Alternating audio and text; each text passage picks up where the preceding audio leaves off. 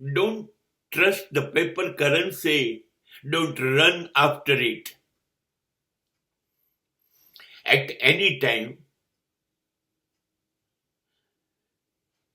currency can lose its own power.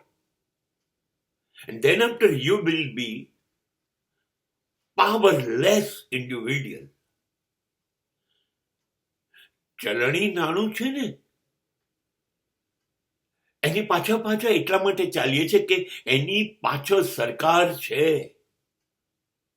સરકારનું પીઠબળ છે. દરેક નોટ ઉપર રિઝર્વ બેંકના ગવર્નરે લખ્યું છે, આઈ પ્રોમિસ ટુ પે. કદાચ આ કાગળના પૈસા બજારમાં કોઈ ના આપે તો અમે લોકો તમને આપીશું. માટે એ કાગળની કિંમત છે.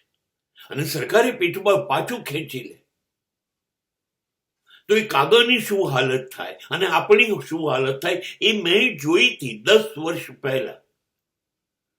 નરેન્દ્ર મોદીએ અચાનક જ ચલણમાંથી નોટો નાબૂદ કરી કાઢી. રાતોરાત કરોડો અબજો રૂપિયાની ચલણની નોટો અર્થ વગરની શૂન્ય થઈ ગઈ. એનો કોઈ અર્થ ના રહ્યો. જેને છાતીએ ચાંપીને મૂકી હતી, સાચવી હતી, જિંદગી કરતા વધુ મહત્વ આપી હતી, એની લોકો ક્યાં ફેંકી દેવી એ શોધતા હતા. જે વાલી ચલણી નોટો જે હતી આપણી પાસે,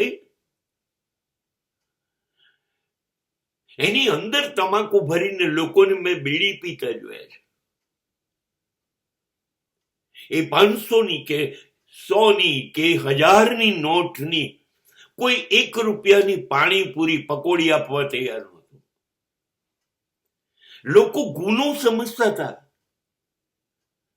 કેમ કે કમાયા હતા તો કાવ નાણું. હવે અચાનક સરકાર કે છે આ નોટ નહીં ચાલે, તો હવે તો આ ગુનો બની ગયો. તમારી પાસે નીકળશે તો ઉપયોગમાં તો આવશે નહીં.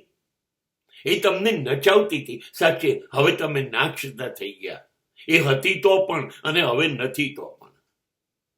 મેં મારી નજર સામે અમદાવાદમાં 22 કરોડની નોટો એક રાતમાં મારા મિત્રને ગામ બહાર આવેલા ઉકરડા પાસે સળગાવતા જોયો હતો. અને આવું એ ગામ ધનપતિ હતું. આવું ઉકરડા પર રોજ રાત્રે કોઈ પણ 2-3 શેઠિયાઓ બેગોની બેગો ભરીને નોટો સળગાવતા હતા.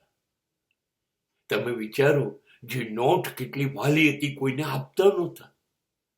એ નોટમાં લોકો તમાકુ ભરીને બીડી પીતા હતા. એની કોઈ કિંમત ના રહી. 1000ની નોટ અને 1000ની નોટ ની કોઈ 1 રૂપિયાની ચોકલેટ બિસ્કિટ ના આપે. એ દશા ચલણી નોટની થઈ જાય જો સરકારની પીઠબળ ખસી જાય તો. સો રિમેમ્બર, જે કાગળનું નાણું છે ને એ સાચે સાચ કાગળિયું જ છે. એ ક્યારે કોગળિયું આવી જશે ને ખબર જ નહીં પડે.